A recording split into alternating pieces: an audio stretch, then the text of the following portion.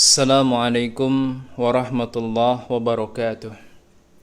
Alhamdulillahi rabbil alamin wa bihi nasta'in ala umurid dunya waddin. Wassalatu wassalamu ala nabiyyina Muhammadin wa ala alihi wa ashabihi wa man tabi'ahum bi ihsanin ila yaumiddin. Allahumma 'allimna ma yanfa'una wanfa'na bima 'allamtana. Amin ya rabbal alamin. Kaum muslimin dan kaum muslimat yang semoga senantiasa dalam limpahan rahmat Allah Subhanahu wa taala. Insyaallah dengan taufik dari Allah Subhanahu wa taala kita lanjutkan pelajaran kita dari serial belajar tauhid, dan ini adalah majelis kita yang ke-16 yang merupakan bagian pertama dari pengantar kajian tauhid, ya, dan bagian yang kedua dari pembahasan tentang keutamaan-keutamaan tauhid. Pada majelis sebelumnya kita telah membahas 4 dari sekian banyak keutamaan tauhid, dan sekarang kita memasuki keutamaan yang kelima dari keutamaan tauhid, yaitu bahwasanya tauhid adalah syarat utama terbebas dari adab neraka. Rasulullah sallallahu alaihi wasallam bersabda, "Fa innallaha harrama 'alan nari man qala la ilaha illallah yabtaghi bidzalika wajhallah." Nabi mengatakan, sesungguhnya Allah Subhanahu wa taala telah mengharamkan bagi neraka orang yang mengucapkan la ilaha illallah dengan mengharapkan wajahnya. Ya, Allah Subhanahu wa taala memberikan jaminan bahwasannya orang-orang yang memurnikan tauhidnya kepada Allah Subhanahu wa taala, tidak terjerumus di dalam kesyirikan kepada Allah Subhanahu wa taala, Allah jamin mereka bebas dari adab neraka. 6. Di dalam Fathul Majid disebutkan tentang makna hadis yang mulia ini, adapun masuknya orang yang tidak berbuat syirik ke dalam surga, maka itu merupakan sesuatu hal yang sudah pasti. Orang yang tidak berbuat syirik, orang yang menjaga tauhidnya kepada Allah Subhanahu wa taala itu pasti dan pasti masuk ke dalam surga. Akan tetapi jika dia bukan pelaku dosa besar yang terus dilakukan sampai meninggal dunia, maka dia akan langsung masuk ke dalam surga. Kalau dia orang yang bertauhid dan bukan bagian dari pelaku dosa besar, dia akan langsung masuk ke dalam surga. Sedangkan jika dia pelaku dosa besar hingga akhir hayatnya dan belum bertaubat, ya, dia orang yang bertauhid, tidak berbuat syirik kepada Allah Subhanahu wa taala, tapi wa iyadzubillah dia bagian dari para pecandu dosa, orang yang senantiasa berbuat dosa besar dan itu dia lakukan sampai akhir hayatnya, maka orang yang seperti ini itu dibawa kehendak Allah Azza wa Jalla, dibawa kehendak Allah Subhanahu wa taala, tahta masyiatillah. Maksudnya apa? Jika Allah berkehendak, Allah akan mengampuninya dengan keluasan rahmatnya. Maka Allah Subhanahu wa taala akan masukkan dia ke dalam surga secara langsung tanpa diadab. Ya. Kemudian dan jika tidak diampuni, maka dia akan diadab terlebih dahulu, ya, sesuai dengan kadar dosanya, kemudian dikeluarkan dari neraka dan dimasukkan ke dalam surganya Allah Subhanahu wa taala. 6. Ini makna dari hadis Nabi, fa innallaha harrama 'alan nari man qala la ilaha illallah yabtaghi bidzalika wajhallah. Sesungguhnya Allah Subhanahu wa taala telah mengharamkan bagi neraka orang-orang yang mengucapkan la ilaha illallah karena mengharapkan wajah Allah. Kemudian Syekh Saleh Al-Syekh hafizahullah mengatakan, pengharaman dari neraka ada 2 bentuk. Diharamkannya orang-orang yang bertauhid dari siksa api neraka itu ada 2 bentuk. Yang pertama, diharamkan untuk masuk ke neraka secara mutlak. Maksudnya artinya adalah dia tidak akan pernah masuk neraka sama sekali. Ya, dia langsung dimasukkan ke dalam surga oleh Allah Subhanahu wa taala. Boleh jadi dia mempunyai dosa, kemudian Allah Subhanahu wa taala mengampuninya, atau dia termasuk orang-orang yang masuk surga tanpa hisab dan tanpa adab. Ini yang pertama. Kemudian yang kedua, diharamkan kekal masuk ke dalam neraka. Ya, dalam arti dikeluarkan dari neraka setelah sempat dimasukkan ke dalamnya beberapa waktu lamanya sesuai dengan kadar dosanya. Ini makna bahwasannya orang yang mentauhidkan Allah Subhanahu wa taala itu diharamkan dari api neraka. Bisa jadi diharamkan secara mutlak, dia tidak masuk ke dalam neraka sama sekali kalau dia termasuk orang yang bertauhid dan bertakwa.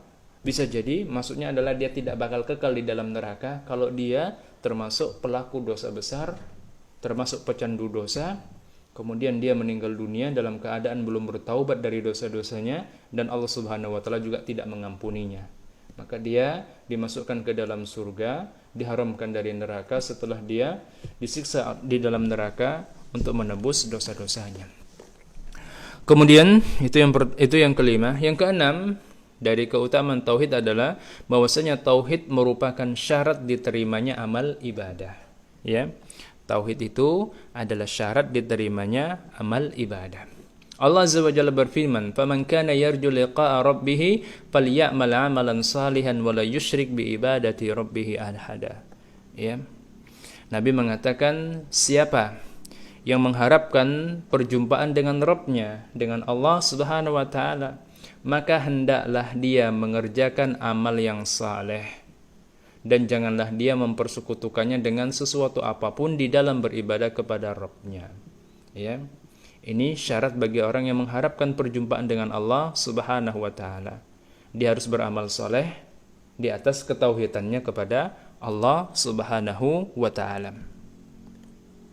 Al-Imam Ibnu Katsir rahimahullah mengatakan, ya, "Falyamal 'amalan salihan."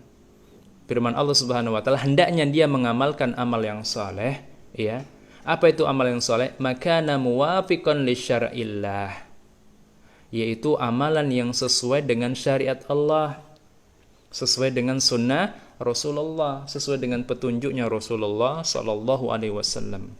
Wala yusyrik bi ibadati rabbih ahada. Kemudian makna firman Allah Subhanahu wa taala, dan janganlah dia mempersekutukan Allah Subhanahu wa taala dengan sesuatu apapun di dalam ibadahnya kepadanya.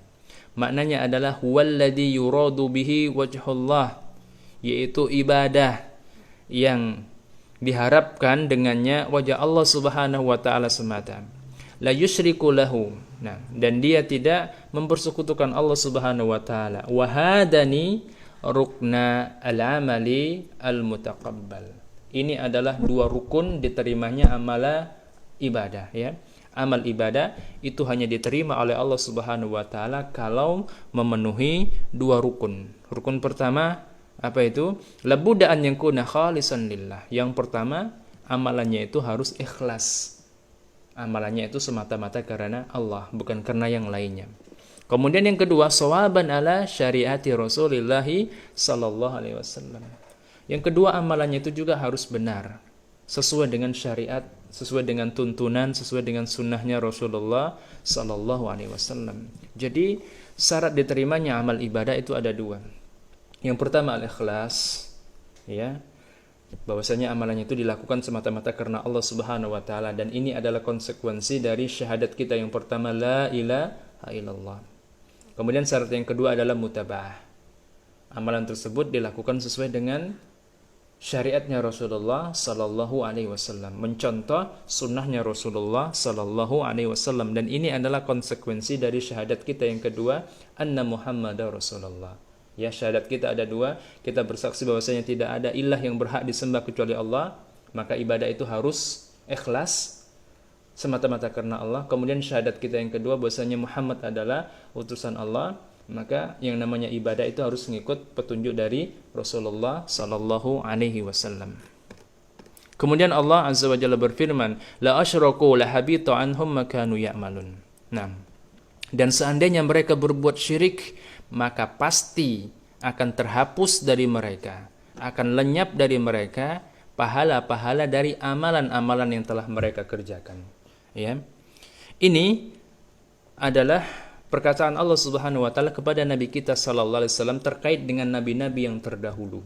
Ya, terkait dengan nabi-nabi yang terdahulu. Setelah Allah Subhanahu wa taala menyebutkan sejumlah nama nabi-nabi, dan Allah Subhanahu wa taala mengatakan bahwasanya mereka itu adalah orang-orang yang bertakwa dan mentauhidkan Allah Subhanahu wa taala. Setelah itu Allah mengatakan lau asyraku, dan seandainya para nabi-nabi itu ya berbuat syirik kepadaku, lahabita anhum ma kanu ya'malun, maka sungguh pasti akan terhapus, akan lenyap, akan gugur, akan batal pahala amal ibadah yang pernah mereka lakukan. Ya.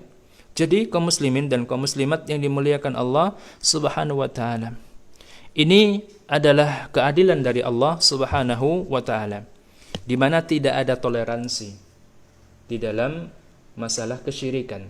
Tidak ada toleransi untuk siapapun, untuk para nabi atau untuk selain dari para nabi.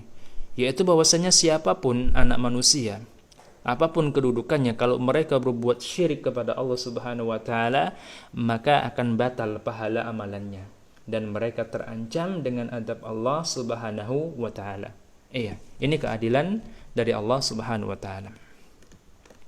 Kemudian yang ketujuh dari keutamaan tauhid adalah bahwasanya tauhid itu merupakan sebab pelipat gandaan pahala amal saleh. Maksudnya bagaimana? Ya, Allah Subhanahu wa taala berfirman, "Masalul ladzina yunfikuna amwalahum fi sabilillah." Perumpamaan orang-orang yang menafkahkan, menginfakkan sebagian hartanya di jalan Allah, kamasali habbatin. Harta yang mereka infakkan di jalan Allah tersebut seperti sebutir benih. Anbatat sab'a sanabila. Di mana satu butir benih tersebut menumbuhkan 7 malai, ya. Fi kulli sunbulatin mi'atu habah. Kemudian tiap-tiap malai itu padanya ada 100 biji. Berarti ya 1 dikali 7, 7 dikali 100, 700. Allah Subhanahu wa taala melipat gandakan pahala orang yang menginfakkan hartanya di jalan Allah Subhanahu wa taala dengan 700 kali lipat. Wallahu yudaifu liman yasha wallahu wasi'un alim. Dan Allah Subhanahu wa taala bisa memberi ganjaran yang lebih daripada itu. Lebih daripada 700 kali lipat bagi orang yang Dia kehendaki. Wallahu wasi'un alim. Dan Allah Subhanahu wa taala adalah zat yang maha luas karunia-Nya dan Dia adalah zat yang maha mengetahui perbuatan-perbuatan hamba. Terkait ayat yang mulia ini, Al-Imam Ibnu Katsir rahimahullah di dalam tafsirnya mengatakan, wallahu yudha'ifu liman yasha. Allah Subhanahu wa taala melipat gandakan pahala atau ganjaran orang yang berbuat kebaikan, ya, sesuai dengan kehendaknya. Maksudnya adalah ai bihasabi ikhlasihi fil amal. Maksudnya adalah sesuai atau tergantung kepada kadar ikhlasnya di dalam amalannya. Jadi besar kecilnya pahala amal saleh seorang hamba itu tergantung dari kadar keikhlasannya, ya, kadar ikhlasnya di dalam mengamalkan amalannya. Nah, kaum muslimin dan kaum muslimat yang dimuliakan Allah Subhanahu wa taala, itu artinya orang yang mengamalkan amalan yang sama, beberapa orang yang mengamalkan amalan yang sama, ya, bisa jadi pahala yang mereka dapatkan itu berbeda-beda sesuai dengan kadar keikhlasan mereka di dalam menjalankan ketaatannya kepada Allah Subhanahu wa taala. Kemudian yang kedelapan dari keutamaan tauhid adalah bahwasanya tauhid itu merupakan sebab mendapatkan hidayah, ya. Kemudian jaminan keamanan dari adab Allah Subhanahu wa taala. Allah Subhanahu wa taala berfirman, "Alladzina amanu wa lam yalbisu imanahum bidzulmin ulaika lahumul amnu wa lahum muhtadun." Orang-orang yang beriman dan tidak mencampur adukkan keimanan mereka dengan kezaliman, yaitu dengan kesyirikan, mereka itulah orang-orang yang mendapat keamanan dari adab Allah Subhanahu wa taala. Dan mereka itulah orang-orang yang mendapat petunjuk. Iya. Ketika turun ayat ini, para sahabat radhiyallahu anhum, semoga Allah meridhoi mereka semuanya, bertanya kepada Rasulullah sallallahu alaihi wasallam, ayyuna la yadlimu nafsah. Ya. Di sini kan Allah Subhanahu wa taala memberikan jaminan keamanan dari adabnya itu bagi orang-orang yang tidak mencampur adukan antara keimanannya dengan kezaliman. Para sahabat menduga bahwasanya dimaksud dengan kedzaliman di sini adalah perbuatan dosa secara umum. Maka mereka mengatakan, ayyuna la yadlimu nafsah. Siapa di antara kami yang tidak mendolimi dirinya sendiri dengan sebab dosa-dosanya? Siapa di antara kami yang terbebas dari dosa secara sempurna? Ya. Maka kemudian Nabi sallallahu alaihi wasallam bersabda, laisa huwa kama tadunnun. Ya, bukan seperti yang kalian duga. Kedzaliman di sini bukan dosa seluruhnya. Innama huwa kama qala Luqman libniha. Bahkan yang dimaksud dengan kedzaliman di sini adalah seperti apa yang dikatakan oleh Luqman kepada anaknya, ya bunayya la tusyrik billah inna syirka la dzulmun adzim. Luqman pernah menasihati anaknya ketika memberikan pelajaran kepadanya, ya bunayya la tusyrik billah inna syirka la dzulmun adzim. Wahai anakku, jangan engkau berbuat syirik kepada Allah. Ya, karena sesungguhnya kesyirikan itu merupakan kedzaliman yang teramat besar. Berarti makna kedzaliman di sini adalah syirik. Itu artinya alladzina amanu wa lam yambisu imanahum bidzulmin, adalah orang-orang yang beriman dan tidak mencampur adukkan keimanan mereka dengan kesyirikan, ya. Ulaika lahumul amnu wa hum muhtadun. Mereka itulah orang-orang yang mendapat jaminan keamanan dari azab Allah Subhanahu wa taala di dalam kehidupan dunia dan akhiratnya, dan mereka itulah orang-orang yang mendapat petunjuk. Nah, Al-Imam Ibnu Katsir rahimahullah mengatakan haula'il ladzina akhlasu ibadatan al-ibadata lillah wahda la syarikalah. Mereka itu orang-orang yang tidak mencampur adukkan keimanannya dengan kezaliman, ya. Mereka itu adalah orang-orang yang memurnikan ibadahnya hanya untuk Allah. Orang-orang yang menyempurnakan ibadahnya hanya untuk Allah dan tidak berbuat syirik kepadanya. Walam yusyriku bihi syai'a, ya. Mereka tidak berbuat syirik sedikit pun. Naam. Humul aminuna fil qiyamah al-muhtaduna fid dunya wal akhirah. Mereka inilah orang-orang yang mendapatkan rasa aman. Ya, aman pada hari kiamat, aman dari adab Allah Subhanahu wa taala. Dan mereka itu adalah orang-orang yang mendapat petunjuk di dunia dan di akhirat. Iya. Kaum muslimin yang dimuliakan Allah Subhanahu wa taala. Jadi Allah Subhanahu wa taala menyebutkan atau menamai kesyirikan itu dengan kedzaliman, ya. Allah Subhanahu wa taala menamai kesyirikan itu dengan kedzaliman, dan makna asal dari kedzaliman adz-dzulmu, ya, makna dari dzulmu itu adalah wad'u syai'i fi ghairi mahallihi. Menempatkan sesuatu tidak pada tempatnya, itu namanya zalim, ya, itu namanya kedzaliman. Nah, seperti menaruh sendal di kepala itu zalim, karena sendal itu tempatnya bukan di kepala, dan menempatkan sesuatu tidak pada tempatnya itu adalah kedzaliman. Dan puncak dari kedzaliman, sejelek-jelek kedzaliman adalah kesyirikan. Nah, karena kesyirikan itu menempatkan ibadah, ya, atau memberikan ibadah kepada yang tidak berhak, yaitu selain Allah Subhanahu wa taala. Padahal ibadah itu kan haknya Allah Subhanahu wa taala semata. Maka ketika dia diberikan kepada selain Allah, berarti telah menempatkan ibadah selain pada tempatnya, ya, telah memberikan haknya Allah kepada yang tidak berhak, dan ini adalah puncak daripada kedzaliman. Kemudian Syekh Shalih Al-Fauzan hafizahullah menerangkan bahwasanya kedzaliman itu ada 3 jenis.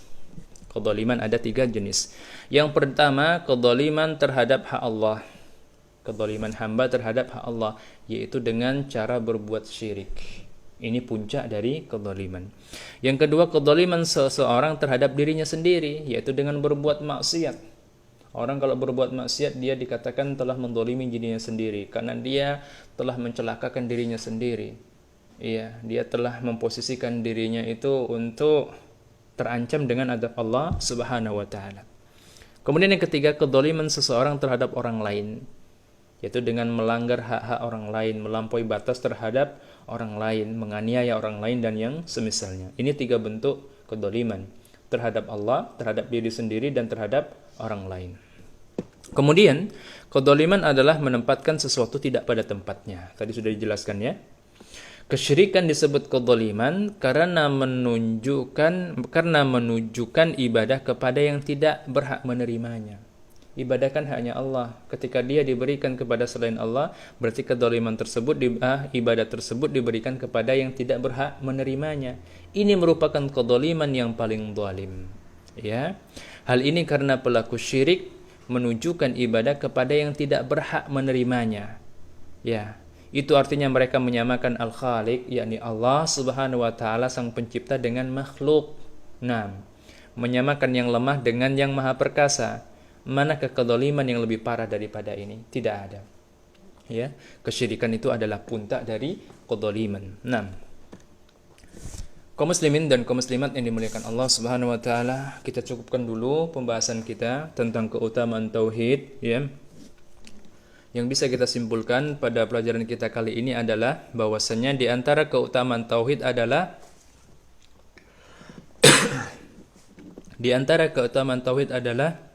bahwasanya tauhid sebagai syarat diterimanya amal ibadah.